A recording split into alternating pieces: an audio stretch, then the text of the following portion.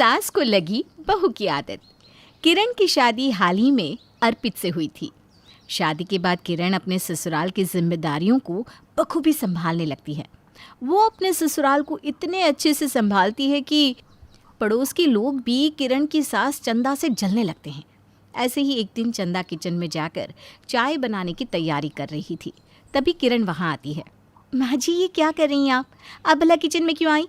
कोई काम था तो आप मुझे बता देती।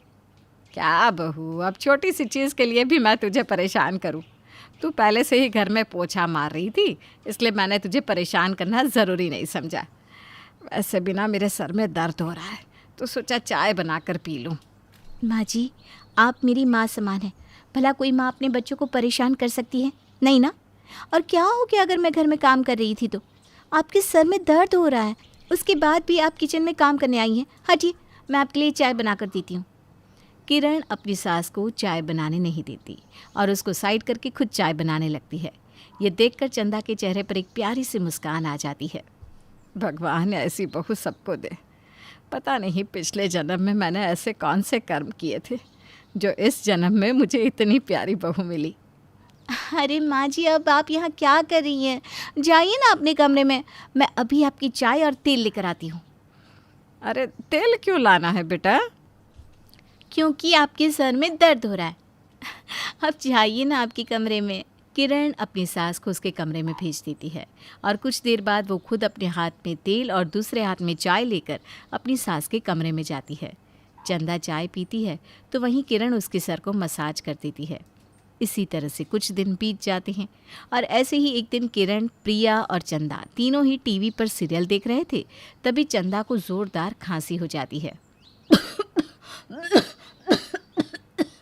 माँ जी, ठीक है ना आप यहीं रुकिए, मैं अभी आपके लिए पानी लेकर आती हूँ। बहू, मैं ठीक हूँ, मैं पानी ले लूँगी। पर किरण अपनी सास की एक नहीं सुनती और अपनी सास को पानी ला कर देती है। भाभी, सच में आप ना माँ का बहुत ख्याल रखती हो। आपके जैसी भाभी और बहू भगवान सबको दे। ये कैसी बात कर रही हो प्रिया? तुम तो जानती हो ना, माँ बाप की सेवा करना पुण्य का काम होता है और मेरी तो ज़िंदगी ही माँ की सेवा में गुजारना है। किरण की ऐसी बात सुनकर चंदा उसकी बलाई लेती है और अपने कमरे में चली जाती है। समय यूं ही गुजरता है और समय के साथ किरण अपनी सास को हिलने तक नहीं देती। सीधे शब्दों में कहे तो किरण अपनी सास को एक भी काम करने नहीं देती। ऐसे ही एक शाम चंदा अपने कमरे में लेटी आराम कर रही थी और उसी के बगल में प्रिया अपना फ़ोन चला रही थी। तभी चंदा अपनी बहू को आवाज़ लगाती है। किरण बहू, ओ किरण बहू, कहाँ है? ज़रा मेरे कमरे में तो आ। सास की आवाज़ सुनकर किरण तुरंत अपनी सास के कमरे में पहुंचती है। माँ जी, आपने मुझे बुलाया? कुछ काम था क्या? हाँ बहू, काम ही तो है, तभी तो बुलाया है। ज़रा लाइट बंद कर दे, बहुत थक गई हूँ तो उठा नहीं जा रहा। बस इतनी सी बात, अभी रुकिए, मैं लाइट बंद कर देती हूँ, फिर आप आराम से सो जाइए। किरण अपनी सास के कमरे की लाइट्स को ऑफ कर वहाँ से चली जाती है। समय का पहिया यूं ही चलता है। ऐसे ही एक दिन किरण किचन में काम कर रही थी, तभी उसके घर के फ़ोन पर किसी का कॉल आता है। तो वहीं हॉल में बैठी चंदा अपनी बहू को आवाज़ लगाती है। बहू, ये फ़ोन बज रहा है, उठा लेना, मैं टीवी देख रही हूँ। जी माँ जी, अभी आई। वो दौड़ती हुई हॉल में जाती है और फ़ोन उठाती है और बात करती है। हेलो हेलो, मैं नेहा। किरण, कैसी है तू? मैं ठीक हूँ, तू बता, तू कैसी है? और तुझे आज मेरी याद कैसे आ गई? मैं भी अच्छी हूँ। और पागल, याद तो मुझे हमेशा ही तेरी आती है, बस कभी समय नहीं मिल पाता था।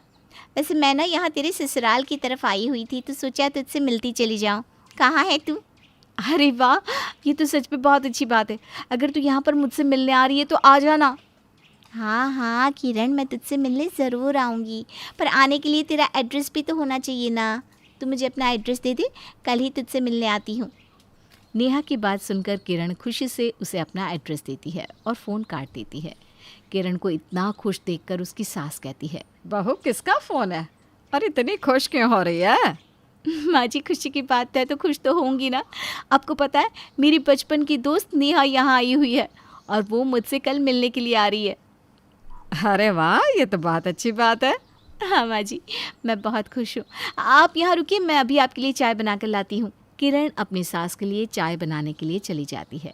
अगले दिन नेहा अपनी सहेली किरण के घर आती है। यार किरण, तेरा घर तो काफ़ी बड़ा और शानदार है, पर इस बड़े से घर में तू अकेली रहती है क्या? किरण कुछ बोलती उससे पहले उसकी सास की आवाज़ नेहा के कानों में पड़ती है। बहू, ए बहू, कहाँ है? ज़रा मेरे कमरे में तो आ गई आवाज़? हाँ आ गई, पर मुझे एक चीज़ समझ में नहीं आ रही। अगर तेरी सास है तो वो तुझे इस तरह आवाज़ क्यों लगा रही है? क्योंकि उनके सारे काम मैं ही करती हूँ ना, इसलिए। अच्छा तू यहीं रुक, मैं अभी आती हूँ। किरण वहाँ से चली जाती है तो वहीं नेहा बैठकर किरण का वेट करने लगती है। किरण थोड़ी देर में अपनी सहेली के पास आती है। आई एम सॉरी यार, मेरी सास को ना कुछ काम था, इसलिए उन्होंने मुझे अपने पास बुला लिया। तू बता कैसी है तू, और जीजू कैसे हैं? मैं ठीक हूँ, और तेरी जीजू भी बहुत अच्छे हैं। वो यहाँ क्यों नहीं आए, और तेरा यहाँ आना कैसे हुआ? तेरे जीजू ना काम में बिज़ी है, और उनको यहाँ किसी से मीटिंग करनी थी, इसलिए मुझे भी अपने साथ लेकर आ गए। अब जब मैं यहाँ आई तो सोचा क्यों ना तुझसे मिलकर चली जाऊँ। अरे ये तो बहुत अच्छी बात है। चलिए बता तू क्या खाएगी? आज तो तेरी ही मनपसंद की चीज़ें बनाऊंगी मैं। वही जो हम पहले कॉलेज के टाइम में खाया करते थे, मोमोज और पनीर टिक्का। तुझे याद है? अरे यार कैसी बात कर रही है, मुझे कैसे याद नहीं होगा? तू मेरी बेस्ट फ्रेंड है, और अपनी बेस्ट फ्रेंड की ये सारी चीज़ें तो अपने आप ही याद होती है। अच्छा तू यहीं रुक, मैं अब भी आती हूँ। किरण और नेहा आपस में बात कर रही थी, तभी एक बार फिर किरण को उसकी सास बुला लेती है। ये देखकर नेहा कुछ समझ नहीं पाती। इसकी सास इसको बार बार क्यों बुलाती है? मुझे तो यही समझ में नहीं आ रहा। कहीं इसकी सास अपाहिज तो नहीं? हाँ हो सकता है, तभी तो बार बार वो किरण को बुला रही है। खैर अब किरण आएगी तो मैं पूछ ही लूँगी कि इसकी सास अपाहिज है क्या, या फिर जानबूझकर इसको परेशान कर रही है। कुछ देर बाद जब किरण आती है तो नेहा इस बारे में किरण से अपने सवाल पूछ ही लेती है। किरण, मैं क्या कह रही थी कि मेरे मन में ना एक सवाल है, पूछूं? अरे हाँ पूछ ना। देख किरण, मेरी बातों को गलत मत समझना, पर जो सवाल आया ना वही पूछने जा रही हूँ। हो सकता है कि गलत भी हो। तेरी सास अपाहिज है क्या? हे भगवान, नेहा तू भी ना। भगवान अपाहिज तो मेरे दुश्मन को भी ना बनाए। मेरी सास अपाहिज नहीं है, बल्कि भली चंगी है। अरे इतनी भली चंगी है तो बार बार तुझे बुला क्यों रही है? मेरा मतलब हर छोटे काम के लिए तुझे बुलाना ये कहाँ तक सही है? तुझे नहीं लगता कि तेरी सास तुझसे कुछ ज़्यादा ही काम करवाती है और तू उनको कुछ नहीं कहती? नहीं नेहा, ऐसा कुछ नहीं है। वो मुझसे बहुत ज़्यादा काम नहीं करवाती, बल्कि मैं खुद ही उनको उठने नहीं देती। पर क्यों? मतलब किसी और के ऊपर डिपेंड होना ये सही नहीं है, और आप किसी और के गुलाम बनकर रहो ये भी तो गलत है। तेरी बातों से मुझे लग रहा है कि तू बहुत ज़्यादा ही सवालों से घिरी है। अगर तुझे इन सब का जवाब चाहिए ना तो जा मेरी सास के पास और उनसे एक बार मिल ले। तुझे वहाँ तेरे सारे सवालों के जवाब मिल जाएंगे। किरण की बात सुनकर नेहा उसकी सास के पास जाती है और उसके पास बैठकर उससे बातें करती है। कैसी है माँ जी आप? आपकी तबीयत तो ठीक है ना? हाँ हाँ, मैं तो पूरी तरह ठीक हूँ बेटा। तू बता तू कैसी है? माँ जी आपसे एक बात पूछूं, अगर आप बुरा ना माने तो? अरे हाँ क्यों नहीं, बोलो बेटा। माँ जी आप सारा काम अपनी बहू यानी कि मेरी सहेली से करवाती हैं, इसका क्या मतलब है? उसको आप इस घर की बहू बनाकर लाई हैं या नौकरानी? मतलब मुझे गलत मत समझिएगा माँ जी, पर मैंने जितना देखा है बेचारी लगी पड़ी है, पर आप है कि उसको आराम ही नहीं करने दे रही। ये कहाँ तक सही है? अब मैं भी तुझे एक बात बोल रही हूँ, उसका भी बुरा मत मानियो। जी बिल्कुल नहीं, कहिए ना। तू जिसे नौकरानी कह रही है ना, वो मेरी ना तो बहू है और ना ही नौकरानी, बल्कि वो इस घर की बेटी है। और अगर बेटी अपनी माँ की देखरेख कर रही है तो वो घर की नौकरानी तो नहीं कहलाती है।